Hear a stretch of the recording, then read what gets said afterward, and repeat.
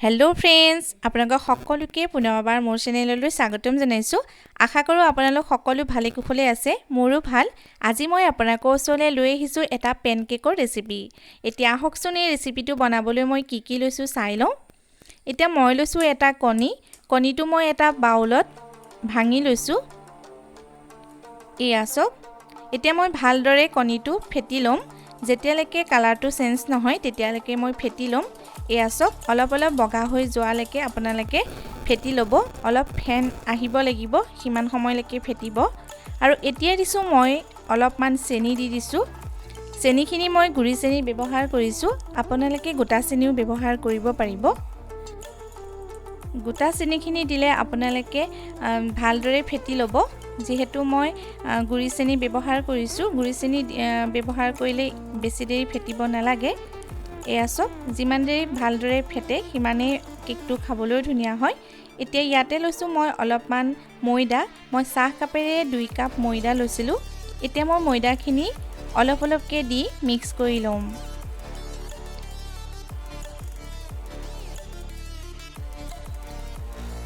এয়া চাওক, আটাইখিনি ময়দা একেলগে দি নল'ব, অলপকৈ দি আপোনালোকে মিক্স কৰি ল'ব।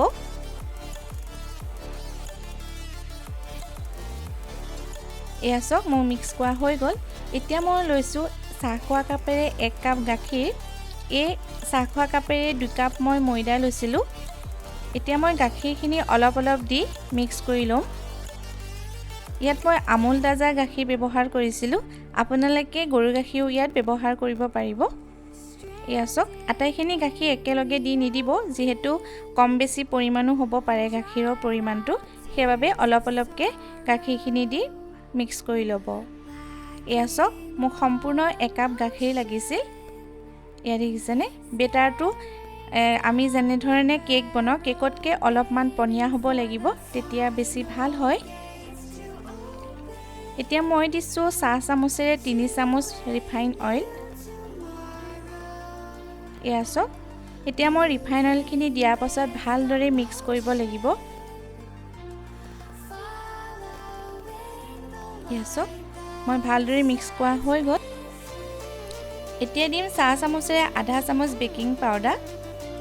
এয়া চাওক, এতিয়া মই বেকিং পাউডাৰখিনি দিয়াৰ পাছত লাহে মিক্স কৰিব। যেনেধৰণে মই ভিডিঅ'টো দেখাইছোঁ ঠিক তেনেধৰণে আপোনালোকে মিক্স কৰি ল'ব।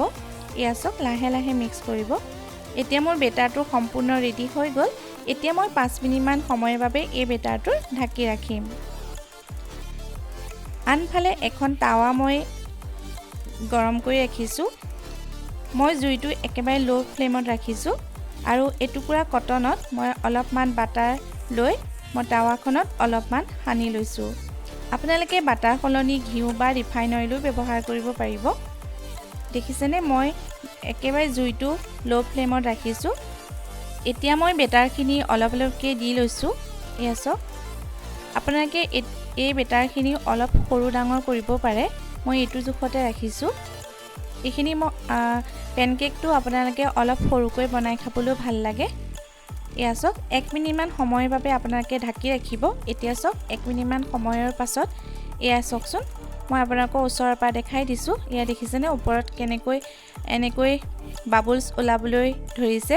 ঠিক এইকণ সময়তে আপোনালোকে পেনকেকটো লুটিয়াই দিব। এয়া চাওক, অকণমান হেঁচি দিব, যাতে অলপ যিখিনি থাকে সেইখিনি ভালদৰে সিজি যাব। এয়া চাওক, মই এইখিনি পেনকেক এইটো ৰেডি হৈ গ'ল। দেখিছেনে কালাৰটো কিমান ধুনীয়া হৈছে। ঠিক তেনেদৰে মই আনকেইটা পেনকেকো এনেকৈ বনাই ল'ম।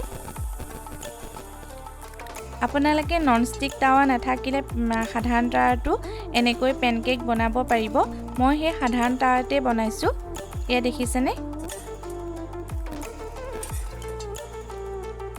এয়া দেখিছে, এইটো চাওকচোন কিমান ধুনীয়া হৈছে কালাৰটো।